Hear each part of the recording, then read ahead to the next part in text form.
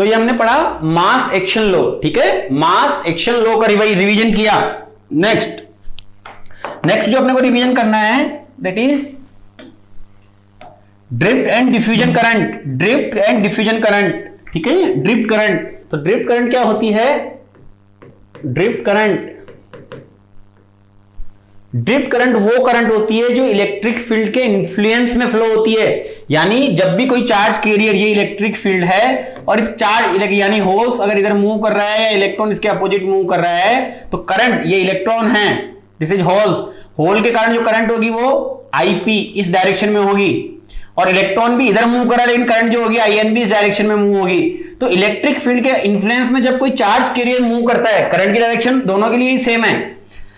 जब electric field के influence में कोई चार्ज कैरियर मूव करता है और उसके कारण जो करंट होती है आईपी और आईएन जो यहां पे दिख रही है इलेक्ट्रिक फील्ड के इन्फ्लुएंस में, that current is known as the drift current, drift current. Clear हो गया? This is called as the drift current. Then diffusion current, diffusion current क्या होती है इसके बारे में आगे और अपन डिस्कस करेंगे। डिफ्यूजन करंट, डिफ्यूजन करंट वो होती है सर जहां पे हमें कंसंट्रेशन ग्रेडियंट हो। कंसंट्रेशन ग्रेडियंट का मतलब क्या समझे सर? कंसंट्रेशन ग्रेडियंट का मतलब हम ये समझते हैं कि सपोज यहां पे बहुत सारे होल्स हैं और यहां बहुत कम होल हैं, तो आपको क्या करना है, जब यहां बहुत कम होल हैं, यहां बहुत ज्यादा होल्स हैं, this is the P1 and this is the P2। जब यहां बहुत ज्यादा होल्स है, यहां बहुत कम होल हैं, तो नेचर होता है हाई कंसंट्रेशन से लो कंसंट्रेशन की तरफ पार्टिकल अपने आप मूव करते हैं। जब भी कोई, जैसे अपन घर में परफ्यूम लगाते हैं, अगर मैंने परफ्यूम लगाया मेरी बॉडी पे तो सबसे पहले मेरे आसपास परफ्यूम रहेगा, फिर धीरे धीरे पूरे कमरे में घूम फैल जाएगा। क्यों? क्योंकि परफ्यूम के जो पार्टिकल्स थे, एटम्स थे, वो सबसे पहले मेरे पास थे, लेकिन और वहां पे जीरो थे दीवार के दूसरे कोने में, लेकिन धीरे धीरे इक्विलिब्रियम कंडीशन आते आते पूरे कमरे में कंसंट्रेशन सेम हो जाएगी, यानी हाई कंसंट्रेशन से लो कंसंट्रेशन की तरफ अपने आप पार्टिकल मूव करते हैं। ऐसा ही इलेक्ट्रॉन और होल के साथ भी होता है। जब वो हाई कंसंट्रेशन से लो कंसंट्रेशन की तरफ मूव करते हैं तो उस प्रोसेस को क्या बोलते हैं? डिफ्यूजन। क्या बोलते हैं? डिफ्यूजन। और ये जो इसके कारण जो करंट होती है उसका नाम होता है डिफ्यूजन करंट। क्या होता है? Diffusion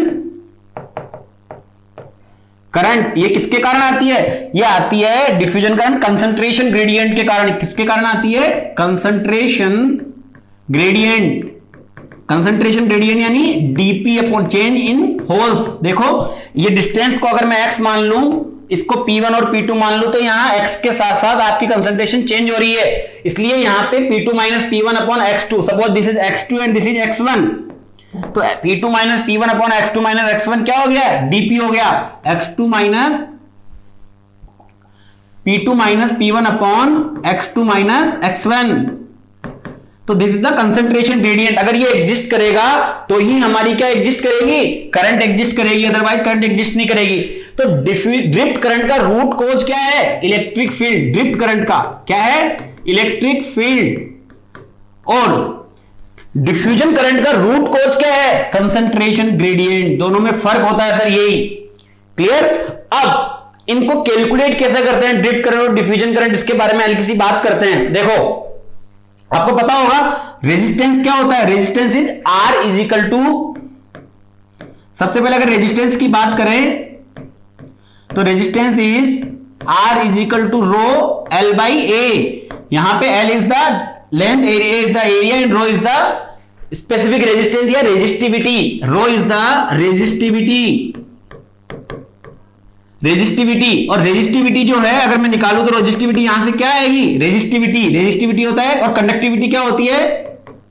sigma is the conductivity होती है। वो किसके बराबर होती है? वो is sigma is equal to 1 upon rho. तो 1 upon resistivity is equal to 1 upon resistivity is equal to conductivity. कोई डाउट? नाउ अब देखो ये हमें पता है, यहां से हमें पता लग रहा है कि सिग्मा जो है वो क्या होती है? कंडक्टिविटी। सिग्मा कंडक्टिविटी होती है, ये हम सबको पता है। सिग्मा कितनी होती है? Sigma is for the N Q mu E for metal. Metal के लिए क्या होती है? N Q mu E. N is the concentration of electrons, Q is the charge and mu E is the mobility. और sigma semiconductor के लिए कितनी होती है, sigma S C is equal to, क्योंकि यहां दोनों तरह के चार्ज कैरियर होते हैं, N Q mu E plus P Q mu P. This is very important formula, दोनों बहुत इंपॉर्टेंट फॉर्मूला है कंडक्टिविटी का।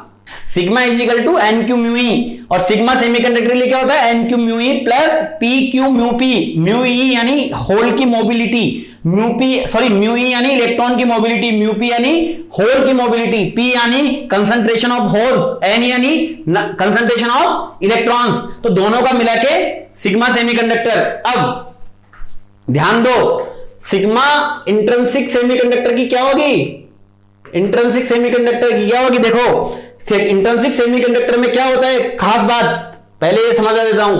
इंट्रिंसिक सेमीकंडक्टर में, इंट्रिंसिक सेमीकंडक्टर की खास बात क्या होती है, N is equal to P is equal to Ni। तो अगर आप इस फॉर्मूले को यहां पुट कर दोगे तो सिग्मा इंट्रिंसिक कितना आएगा, Ni Q mu E plus mu P. तो this is the intrinsic conductivity, this is known as intrinsic conductivity. Intrinsic resistivity क्या हो जाएगी, 1 अपॉन, अगर रेजिस्टिविटी की बात करूं, rho intrinsic is equal to 1 upon sigma intrinsic. तो ये भी इंट्रिंसिक रेजिस्टिविटी। क्लियर हो गया। नाउ अगर एन टाइप सेमीकंडक्टर की, तो इंट्रिंसिक की बात हो गई, अगर एन टाइप सेमीकंडक्टर की बात करते हैं अपन, तो एन टाइप सेमीकंडक्टर के लिए आपकी कितनी होती है, sigma is for N type.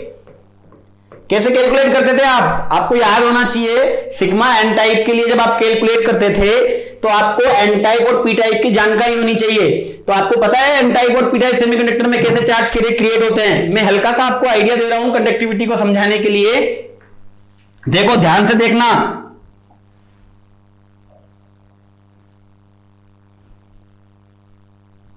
ध्यान से देखना, सपोज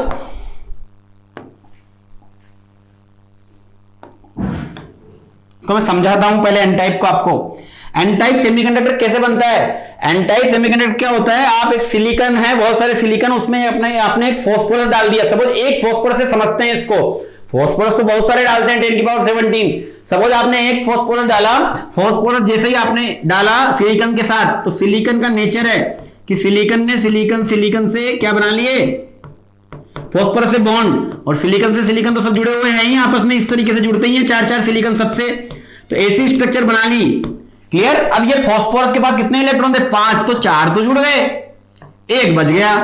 जैसे ही इसको थोड़ा सा टेम्परेचर में देंगे, T इक्वल टू 300 केल्विन पे लाएंगे, तो ये इलेक्ट्रॉन यहां से मुक्त हो जाएगा, और ये इलेक्ट्रॉन डोनर लेवल आयनाइजेशन से, ये कहां पड़ा है अभी, ये फास्फोरस के पास पड़ा है, उसको बोलते हैं डोनर लेवल में पड़ा है। कहां पड़ा हुआ है, डोनर लेवल में। आपको समझ में आया नहीं आ रहा है, आपको हल्का सा आइडिया देता हूं, ये सब वैसे आप पढ़ चुके होंगे, लेकिन एन टाइप सेमीकंडक्टर के बारे में बात कर रहा हूं मैं। तो एन टाइप सेमीकंडक्टर में क्या होता है,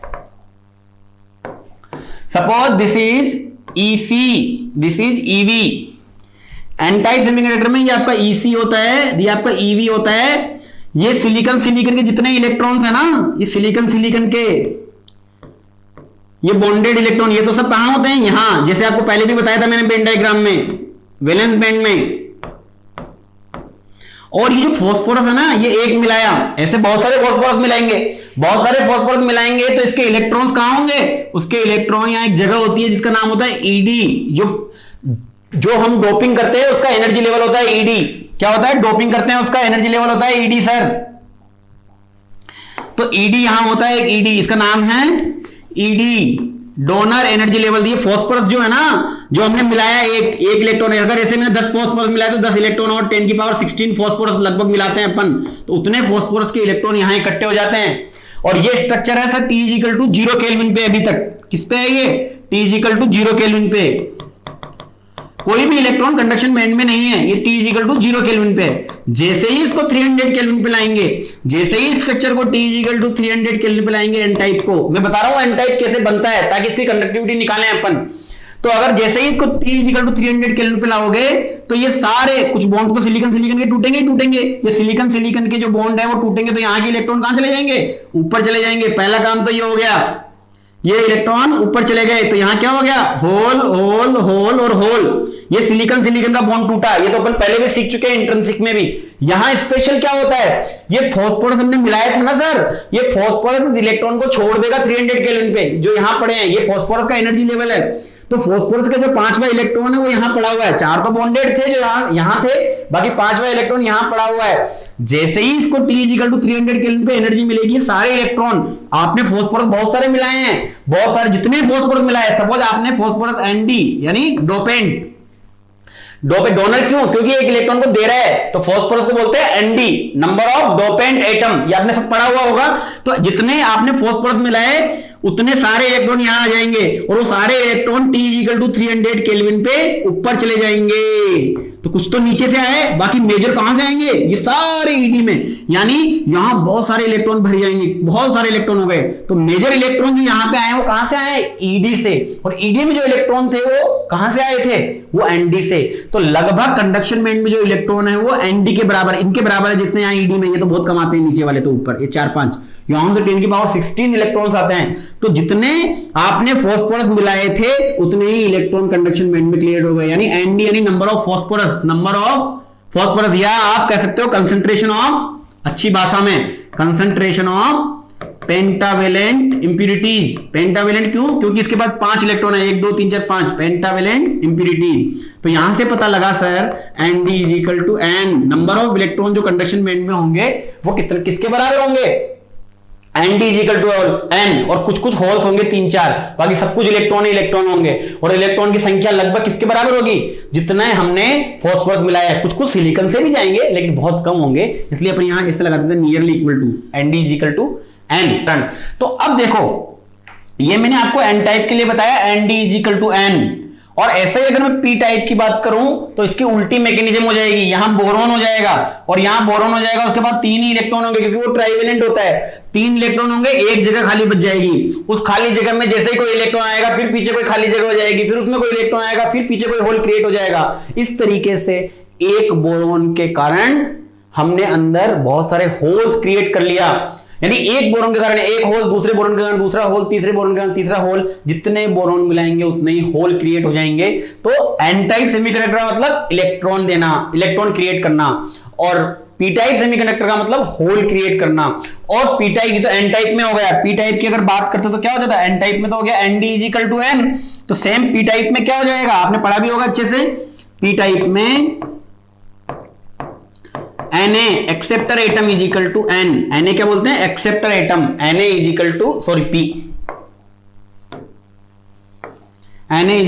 नंबर ऑफ होल्स के बराबर होगा। तो यहां एन टाइप में मेजोरिटी चार्ज कैरियर्स क्या होते हैं, एन टाइप में majority charge carrier sir electron होते हैं, और माइनॉरिटी क्या होते हैं सर, माइनॉरिटी सर होल्स होते हैं। और पी टाइप में मेजोरिटी क्या होते हैं सर, अगर अपन मेजोरिटी की बात करें पी टाइप में तो क्या होता है,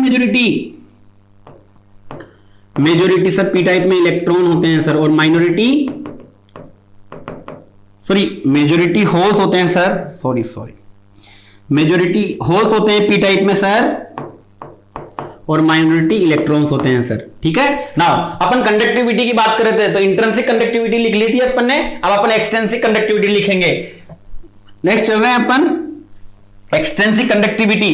तो एक्सट्रिंसिक कंडक्टिविटी की बात करते हैं, तो इसमें सिग्मा एन टाइप में क्या होता है, NQ�μE प्लस PQ�μP, लेकिन P की संख्या बहुत कम होती है, P यानी एन टाइप में P बहुत कम होता है, दिस इज ऑलमोस्ट 0, तो we can write sigma n nearly equal to NQ�μE, और n किसके बराबर होता है, Nd, इसलिए अपन ये भी लिख सकते हैं sigma n Nd into Q into μE। और रेजिस्टिविटी निकालनी तो इस कंडक्टिविटी का उल्टा कर दो, सेम पी टाइप के लिए सिग्मा पी टाइप क्या हो जाएगा, Nd की जगह Na∙μP, या एक्सेप्टर एटम या फिर number of holes into Q into μP।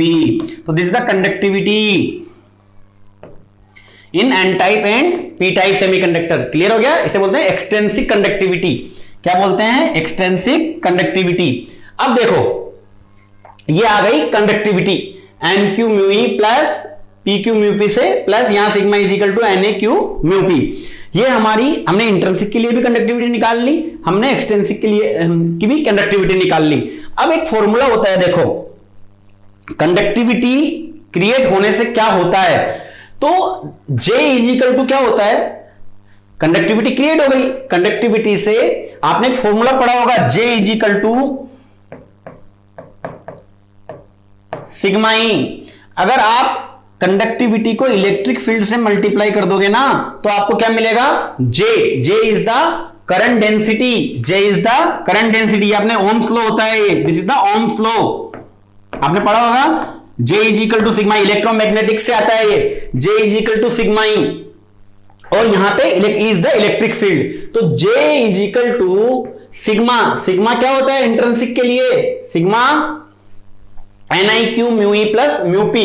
वैसे ही J सेमीकंडक्टर के लिए तो अगर इक्विवेलेंट लिखे अपन generalize NQ mu E plus PQ, किसी भी तरह के सेमीकंडक्टर के लिए दिस इज द क्या हो गया, ये हो गया sigma NQ mu E plus PQ mu P into E. Electric field अगर अपन कर देंगे तो हमें क्या मिल जाएगा, J is equal to NQ mu E plus PQ mu P into E, and this is the J and this is called as the drift, because क्योंकि यहां इलेक्ट्रिक फील्ड है, इलेक्ट्रिक फील्ड के कारण जो भी करंट फ्लो होगी उसका नाम क्या होता है, J ड्रिफ्ट। आपको पता होगा, तो this is the J drift, total drift current due to the electron NQ mu E और due to the hole PQ mu P E, this is the drift current. Very important, electric field के influence में जो current flow होती है उसे बोलते हैं drift current.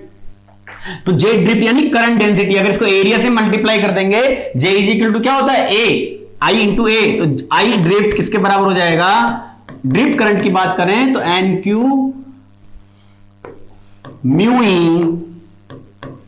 E into E into A, इसको एरिया को बाद में मल्टीप्लाई कर देंगे अपन पूरे को एक साथ, plus PQ mu P into E into area, तो J is equal to I upon A। ठीक है, वी कैन मेक इट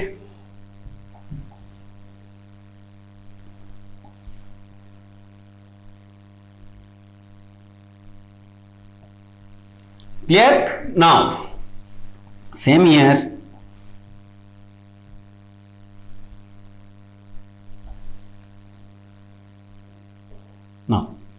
तो ये आपका J ड्रिफ्ट और I ड्रिफ्ट आपका क्लियर हो गया। I drift is NQ mu E plus PQ mu P E into A. Electric field के इन्फ्लुएंस के कारण जो करंट फ्लो होती है, वहां पे A क्या है, यहां पे A is the area, A is the area. अगर एरिया क्वेश्चन में नया दिया हो तो 1 सेंटीमीटर स्क्वायर आपको मानना होता है। ये हो गया ड्रिफ्ट करंट हमने निकाल ली। अब जो इंपॉर्टेंट चीज होती है, कंडक्टिविटी हमने निकाल ली, रेजिस्टिविटी, कंडक्टिविटी का इनवर्स होता है, वो भी अपन निकाल सकते हैं। आई ड्रिफ्ट अपन ने निकाल लिया। अब डिफ्यूजन करंट की बात कर रहा हूं मैं, drift current, this is the drift current for, इसको लिखेंगे ड्रिफ्ट करंट फॉर किसके कारण, एन यानी electrons, for drift current for electrons. और ये क्या है, this is drift current for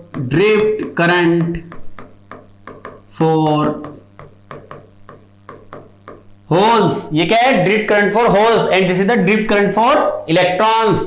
ठीक है, और this is the total drift current, total drift current, drift current. Clear हो गया। नाउ अब मैं डिफ्यूजन की बात कर रहा हूं। डिफ्यूजन क्या होता है, देखो नाउ ये आपका ड्रिफ्ट करंट डेंसिटी हो गई और ड्रिफ्ट करंट भी हो गई।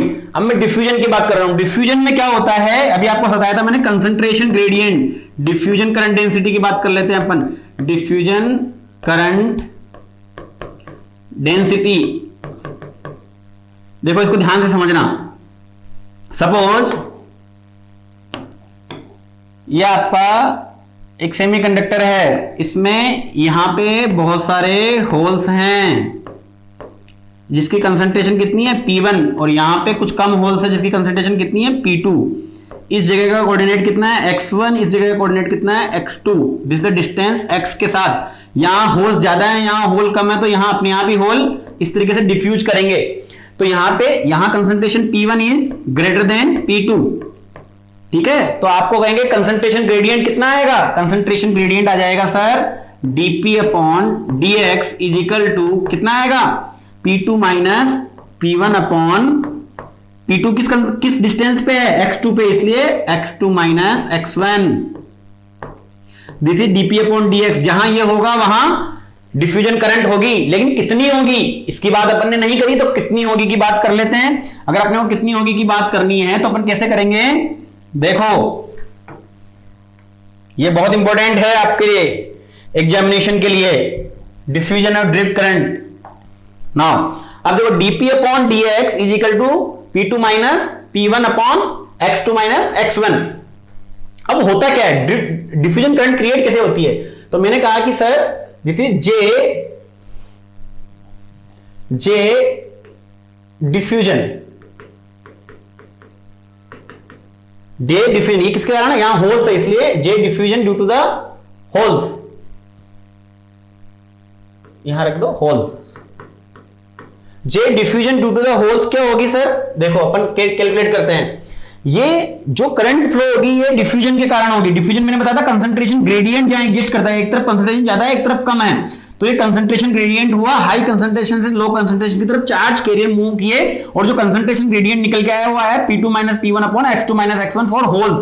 तो इसके कारण कितनी करंट होगी, तो इसके कारण जो करंट होती है सर वो क्या होती है, देखो इसके कारण जो करंट होती है J diffusion due to the holes is directly proportional to this dp by dx। जितना ज्यादा कंसंट्रेशन बढ़ेगा, कंसंट्रेशन ग्रेडियंट बढ़ेगा, यानी स्लोप, कंसंट्रेशन ग्रेडियंट यानी this slope dp by dx जितना बढ़ेगा उतना ही जे डिफ्यूजन ज्यादा होगा।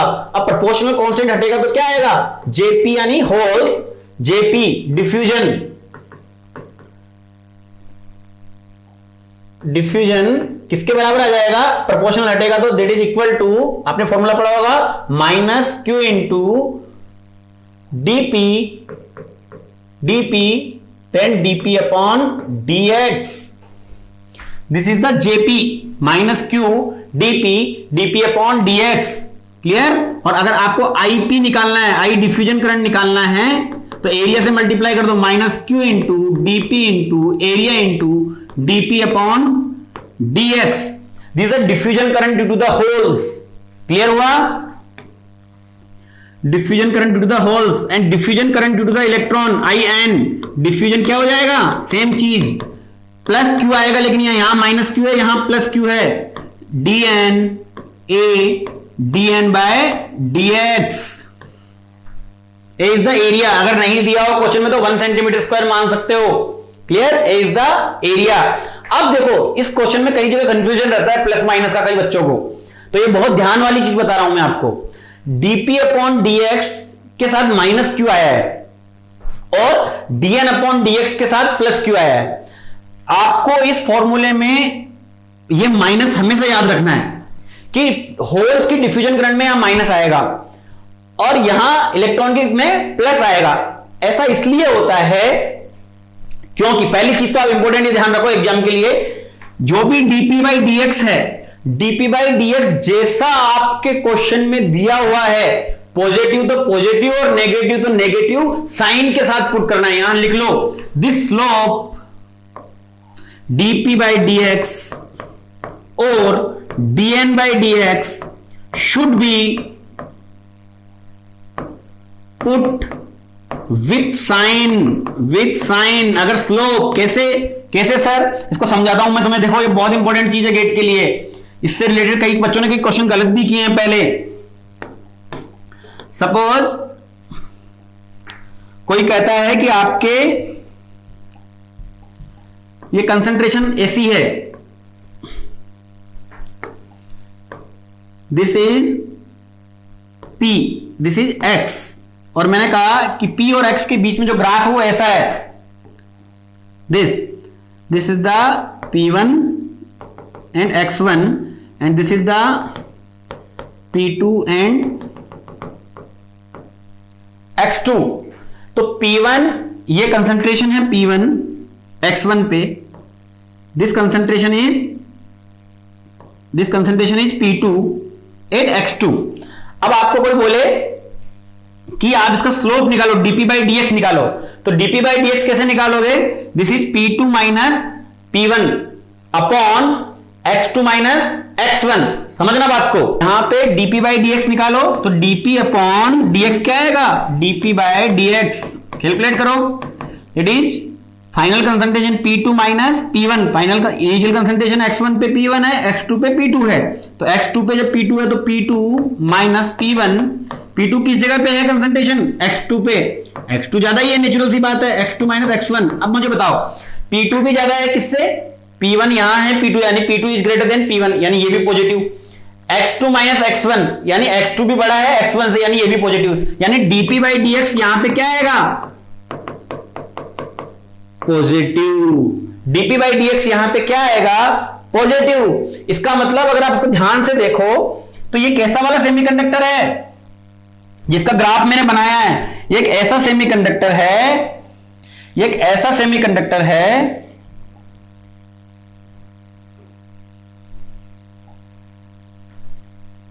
देखो इसका जो ग्राफ है, अगर इसको मैं सेमीकंडक्टर को बनाऊं, इस ग्राफ के रेस्पेक्ट में मैं सेमीकंडक्टर बना रहा हूं, डिफ्यूजन कैसे होता है दिस। इसका मतलब ये बोल रहा है कि यहां जो P1 कंसंट्रेशन है वो x1 पे है और x2 है, दो पोजीशन है। x1 पे कंसंट्रेशन P1 है जो कम है, और x2 पे जो कंसंट्रेशन है P2 वो ज्यादा है, वो बहुत ज्यादा है। समझना कॉन्सेप्ट। अब होल्स इधर ज्यादा है इधर कम है, तो होल्स कैसे मूव करेंगे? ऐसे मूव करेंगे। Holes will move this direction. अगर होल इस डायरेक्शन में मूव करेंगे, this is the x direction, क्योंकि ये x बढ़ रहा है इस डायरेक्शन में और दिस डायरेक्शन, ये P1 है, ये P2 है। P2 ज्यादा है, P1 is less than P2। Whole ऐसे चलेंगे तो करंट आपकी x की अपोजिट डायरेक्शन में आएगी, यानी नेचुरल डायरेक्शन के अपोजिट डायरेक्शन में करंट आएगी। इसका मतलब माइनस में आएगी। तो अब इस फॉर्मूले से ध्यान से देखो, dp अपॉन dx क्या आएगा? पॉजिटिव। जब आपको मैंने यहां क्या लिखा? This is very important note, very important note. क्या? ये सबसे इंपॉर्टेंट नोट ये है, dp अपॉन dx और dn upon dx should be put with sign. तो इसका साइन क्या है? पॉजिटिव। जब आप इसको इसमें पुट करोगे, इस ग्राफ के लिए सपोज आपको कोई डिफ्यूजन करंट पूछे, तो इस dp अपॉन dx को जब आप पॉजिटिव साइड पुट करोगे तो ओवरऑल आंसर जो आएगा आपका नेगेटिव आएगा, क्योंकि इसमें नेगेटिव साइन साथ में होता है। वो क्यों आ रहा है? क्योंकि इसकी जो करंट है, नेचुरल करंट है इसकी, इस वाले ग्राफ के लिए, इस वाले स्लोप के लिए, जब स्लोप इस तरीके से बढ़ता है, करंट हमेशा नेचुरल x के अपोजिट डायरेक्शन में है, इसलिए माइनस क्यू है। सपोज अगर ग्राफ आपका ऐसा होता, ऐसा देखो, ये भी ऐसा भी देख लेते हैं सर। सपोज ग्राफ आपका ऐसा होता p और x के बीच में, लाइक दिस, कि x1 पे p1 है, x2 पे p2 है। तो आप इसका स्लोप निकालो। स्लोप कैसे निकालेंगे? स्लोप इज इक्वल टू, हमेशा आपको slope, this is the slope basically. dp by dx का मतलब स्लोप है। कोई जरूरी नहीं आपको मतलब लीनियर फंक्शन मिले, अगर आपको कोई एक्सपोनेंशियल फंक्शन मिलता है तो भी p की वैल्यू आप एक्सपोनेंशियल फंक्शन में यहां रख दो, उसका स्लोप निकालना। This is basically slope. dp by dx या dn by dx basically slope है। अगर इसका स्लोप निकालें तो क्या आ जाएगा? Final concentration minus initial concentration. Final concentration क्या है? इनिशियल कंसंट्रेशन इज P1 और फाइनल इज P2। तो P2 माइनस P1 और P2 किस पे है? x2 पे, तो x2 minus x1। Now slope देखो, P2 माइनस P1, P2 ज्यादा है कम है? P2 की वैल्यू कम है, P1 की वैल्यू ज्यादा है। P2 की वैल्यू कम है, P1, तो ये क्या आएगा? ऊपर नेगेटिव साइन आएगा P2 माइनस P1 का। और x2 माइनस x1, x2 बड़ा है x1 से, दिस इज पॉजिटिव। तो ओवरऑल स्लोप का जो साइन है, स्लोप यानी dp बाई dx, वो क्या आ रहा है? नेगेटिव आ रहा है, क्योंकि स्लोप डिक्रीजिंग है, तो नेगेटिव आ रहा है। तो इसको साइन सहित रखना है। साइन सहित अगर आप dp बाई dx के नेगेटिव रखोगे तो नेगेटिव फाइनल रिजल्ट जो आएगी करंट, वो क्या आएगी? पॉजिटिव। पॉजिटिव क्यों आ रही है? क्योंकि इस सेमीकंडक्टर में अगर आप देखोगे इसको ध्यान से, इसका डिब्बा कैसा बनेगा? इस ग्राफ का डिब्बा कैसा बनेगा? ऐसा बनेगा सर, कि यहां बहुत सारे x1 पे और x2 पे, x1 पे कंसंट्रेशन कितनी है? P1, बहुत सारे होल्स हैं सर, P1 बहुत ज्यादा है। और x2 पे कितनी है? P2 है सर, और यहाँ P1 है। तो होल कैसे मूव करेंगे? इस डायरेक्शन में। और अगर होल इस डायरेक्शन में मूव करेंगे, इसका मतलब आपकी जो करंट भी इस डायरेक्शन में मूव कर रही है, और होल्स इस डायरेक्शन में मूव करेंगे तो करंट इस डायरेक्शन में मूव कर रही है। इसका मतलब जो ओवरऑल डिफ्यूजन करंट है, this diffusion current should be in positive direction. तो dp बाई dx जब भी आपका नेगेटिव होगा, नेगेटिव होगा तो ये अपने आप ही पॉजिटिव हो जाएगी करंट। तो आपको तो ये दो फॉर्मूले स्टैंडर्ड याद रखने हैं, माइनस और प्लस बिल्कुल साइन लगाना है, और डीपी बाई डीएक्स के साइन में कोई संदेह नहीं है। डीपी बाई डीएक्स जैसा आता है आपके पास, पॉजिटिव आता है पॉजिटिव रख दो, नेगेटिव आता है नेगेटिव रख दो, क्योंकि ये बहुत इंपॉर्टेंट है, गेट में इससे रिलेटेड बहुत क्वेश्चन पूछे जाते हैं, खासकर ड्रिफ्ट करंट और डिफ्यूजन करंट, इन दो से तो बहुत ही क्वेश्चन आते हैं, इसलिए इनके साइन में कभी कोई गलती नहीं है। This is minus for the holes and this is plus for the electron, ये बिल्कुल ध्यान रखना है आपको, ये साइन बिल्कुल साथ में लेके चलने हैं हमेशा। और डीपी बाई डीएक्स या डीएन बाई डीएक्स का जैसा साइन आपको मिल रहा है स्लोप का, this is slope, concentration, suppose आपको कंसंट्रेशन ऐसे दे दे e की power x p is equal to, तो डीपी बाई डीएक्स क्या हो जाएगा, आप इसका 2x दे दे तो यह आ जाएगा dp बाई डी2 इंटू e की पावर 2x। तो आपको dp बाई dx निकालना है, स्लोप आप किसी के लिए भी निकाल सकते हो, कोई भी फंक्शन आपको दिया हो कंसंट्रेशन का, लीनियर नॉन लीनियर किसी भी तरह का, तो dp बाई dx, अगर dp बाई dx पॉजिटिव आया तो पॉजिटिव रख दो, नेगेटिव आ रहा तो नेगेटिव रख दो। आपको इंपॉर्टेंट लाइन जो है वो ये वाली है कि जो स्लोप है वो विथ साइन आपको रखने हैं, स्लोप जो है वो विथ साइन आपको रखने हैं, this is star important line. ये फॉर्मूला सबको याद होता है पर ये एक्सप्लेनेशन आपको पता होना चाहिए। कोई डाउट? तो मेरे ख्याल से बिल्कुल क्लियर हो गया होगा ड्रिफ्ट करंट और डिफ्यूजन करंट। तो this is the diffusion current due to the holes, this is the diffusion current due to the electrons. Same here, this is the drift current, ये आपने देखा था, this is the drift current due to the electron, this is the drift current due to the holes. अगर मैं total current की बात करूं कि टोटल करंट इलेक्ट्रॉन और होल्स की करंट कितनी होगी, तो वो भी निकाल लेते हैं सर, उसमें क्या दिक्कत है?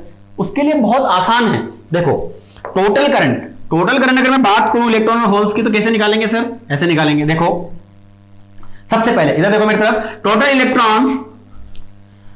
इलेक्ट्रॉन्स